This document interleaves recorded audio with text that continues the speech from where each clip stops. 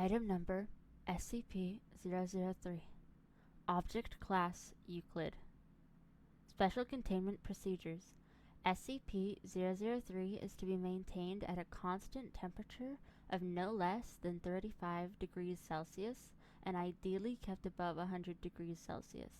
No living multicellular organisms of Category 4 or higher complexity may be allowed to come in contact with SCP-003. In event of total power failure, if SCP-003-1 begins to increase its mass, assigned personnel must engage in skin contact with SCP-003-1.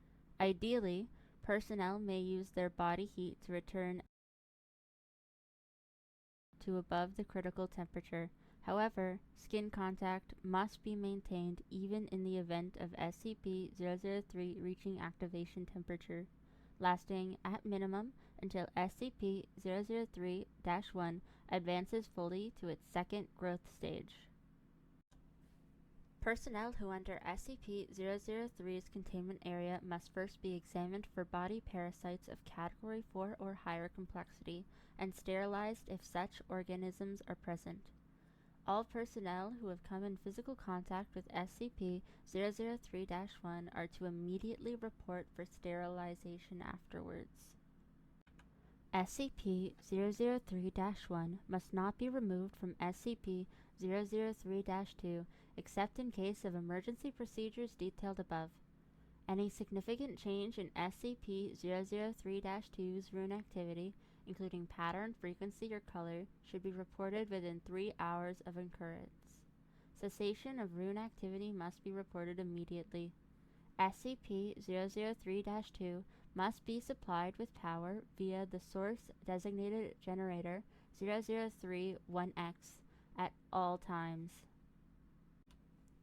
Description: SCP-003 consists of two related components of separate origin, referred to as SCP-003-1 and SCP-003-2. SCP-003-1 appears to be composed of chitin, hair, and nails of unknown biology, arranged in a configuration similar to that of a computer motherboard. Testing reveals SCP-003-1 to predate earliest known circuit boards by a factor of thousands of years. SCP-003-1 is considered sentient but not actively dangerous except under certain conditions. SCP-003-1 was found on a stone tablet. SCP-003-2, on which it currently resides. The runes on SCP-003-2 are not part of any known language and emit pale, flickering light patterns. SCP-003-2 is controlled by a non-biological internal computer, the contents of which are mostly inaccessible without risk of damaging SCP-003-2. SCP-003-2 is capable of controlled emissions of radiation, including heat, light, and anomalous radiation types. SCP-003-2 contains an internal power source of anomalous nature, which appears to have been losing power since several centuries before discovery. It is considered probable that SCP-003-2 was created for the purpose of containing SCP-003-1. Partially interpreted data recovered from SCP-003-2 may refer to a past and/or potential future LK-class destructing event caused by SCP-003-1. SCP-003 was located by Remote Viewing Team SRV-04 Beta. It appears possible that SRV-04 Beta was deliberately contacted by SCP-003-2.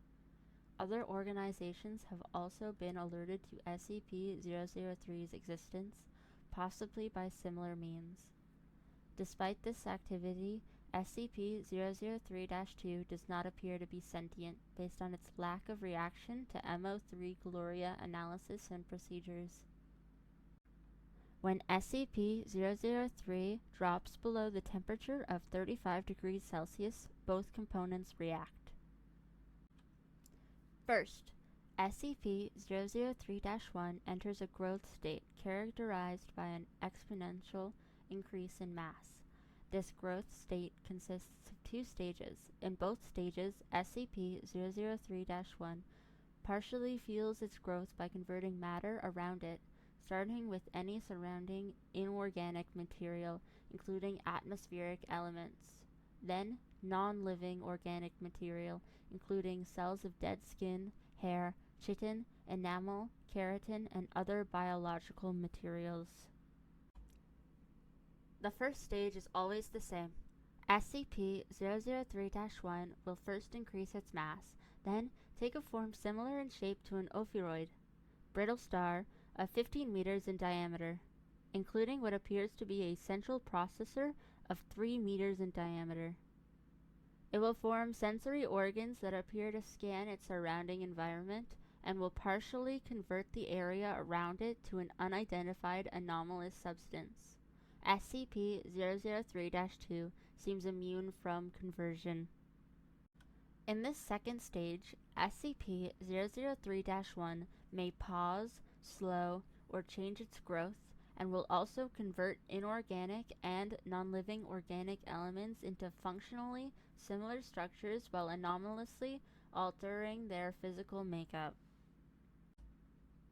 The second stage describes a growth alteration which occurs when SCP-003 comes in contact with living organic material. SCP-003 appears to template itself off of the organic material and will attempt communication with organisms that match its initial template or templates. During each of SCP-003-1's growth stages, SCP-003-2 releases bursts of radiation that temporarily inhibit SCP-003-1's growth, or reverse this growth when the temperature of SCP-003-1 rises above 100 degrees Celsius. Similar radiation emissions have been replicated or recorded via other anomalous means. SCP-003-1's biology has been the subject of extensive study. Significant elements have been identified similar to SCP-redacted, SCP-1512, and SCP-2756, the latter two which have no further confirmed connection with SCP-003-1 and no known connection with each other, and none of which are fully understood. Technically, even less understood than SCP-003, thanks to the extensive cross-disciplinary research on the SCP-003 objects. To date, no convincing analysis has been put forward which satisfactorily explains SCP-003-1's connection to these SCP objects or others, nor its connection to modern technology beyond appearance and potential mimicry via unknown mechanism. Addendum 003-01. Acting on information gathered from linguistic analysis of SCP-003-2's runes and comparative data analysis, research team MO3 Gloria has managed to establish a link between SCP-003 and data expunged for analysis of functions. SCP-003-1 must now be considered sentient and is to be kept a minimum of 1 kilometer from data expunged and the resulting byproduct at all times. Addendum 003-02. SCP-003-2's power loss has been exacerbated by the procedures performed by MO3 Gloria. On orders of O5-10, MO3 Gloria will continue procedures. Addendum 003-03. During MO3 Gloria procedures, SCP-003-1 doubled its mass and began rapid structural growth. Temperature was immediately returned to 100 degrees Celsius. Growth and mass increase of SCP-003-1 continued for 9 minutes and 6 seconds, at which time a sustained radiation spike was produced by SCP-003-2. In response, SCP-003-1 returned to its normal state in 3 minutes and 39 seconds. New growth dissolved into a dusty residue, which was collected for analysis. Both SCP-003-1 and SCP-003-2 ceased all detectable activity. SCP-003-2 did not resume activity until connected to external power source. SCP-003-2's runes glowed uniformly gray and did not resume normal activity for 3 hours. SCP-003-2 no longer appears to be able to maintain containment area at a temperature above 35 degrees Celsius without external power supplied by generators 003-3 through 9. Addendum 003-04. The procedure detailed in Addendum 003-03 was repeated, and SCP-003-1 again entered a growth state. After 10 minutes and 13 seconds, SCP-003-2 once again produced a sustained radiation spike. SCP-003-1's growth stopped for 36 seconds, then resumed at its previous pace. On quadrupling its mass, SCP-003-1 formed a coherent outer shell and body. After appearing to scan its environment and partially converting its environment, SCP-003-1 then breached containment, entering the observation gallery where 9 members of MO3 Gloria were present. On physical contact with team members, SCP-003-1 encompassed them in rapidly grown appendages and stopped growing for 15 minutes.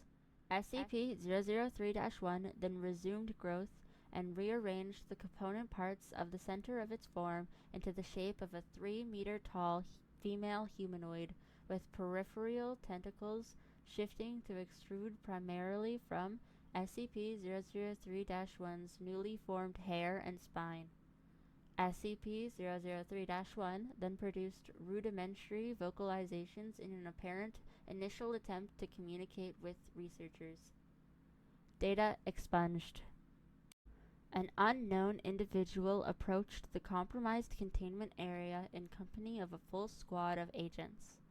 The individual claimed to be acting on orders of O5-10 and attempted communication with SCP-003-1. Data expunged.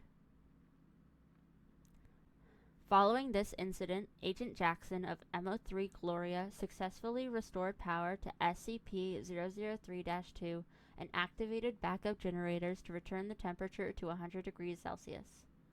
SCP-003-1 returned to its normal state in 21 minutes and 7 seconds, and was successfully recontained without incident. All 9 members of MO3 Gloria affected by SCP-003-1 were afterwards found to be physically unharmed with no residual effects besides psychological trauma. The converted materials of SCP-003's former containment area did not dissolve and are now under analysis. Addendum 003-05. In light of the previous incident, O5-10 was removed from the O5 Council by joint decision of O5 Redacted, O5 Redacted, and O5 Redacted. MO3 Gloria procedures have been indefinitely suspended. Special Access Program MO3 Gloria required. Transcript of Incident Report A21-B Cycle 8 for dissemination to O5 Command and Staff. Interviewers Redacted, Redacted, and Redacted. Present O5-2, O5-5, O5-7, O5-10, and Staff. Interviewed Dr. Tilda David Moose, MO3 Gloria Lead. Excerpt 35A. She tried to talk to us. We all heard her voice in our heads, in a sort of half-language we couldn't fully understand. Some of the others passed out immediately. I lasted a little longer, but it wasn't because of mental fortitude. It was just that she was trying to tell us different things. She showed Jones a replay of all the memories of everything Jones ever felt anything about, all over the course of a few minutes. She ripped 3 of the researchers apart and put them back together unharmed. She doesn't understand human emotion or pain or very much about how we experience the world. Yes, I would say the containment procedures are necessary. Listen, she wants to remake the world into a paradise filtered through her own alien understanding of paradise, but still a paradise designed for us, for humanity. She would be happy to make a paradise for any sufficiently complex organism she comes across first. Anything with a complex enough mind to accept her. Say, a dog or a housefly. If she breaches again, we have to be there first. What would it be like? I don't know. She showed us images. Not quite images. I can see them in my head, but they're not pictures. The closest thing I can think of is what you see when you close your eyes, and tightly, but brighter and more complex. The images had a metallic sound associated with them, and sensory details that we don't have the words or concepts to describe. The whole effect felt like words of some kind. I believe she wanted to see what we could understand so she could understand us. She didn't have time to finish analyzing us. I don't know what would have happened if she had. This was SCP-003, written by Jian, rewritten by the Deadly Moose from the SCP Wiki. This was licensed under Creative Commons Share Alike 3.0. Thank you for listening.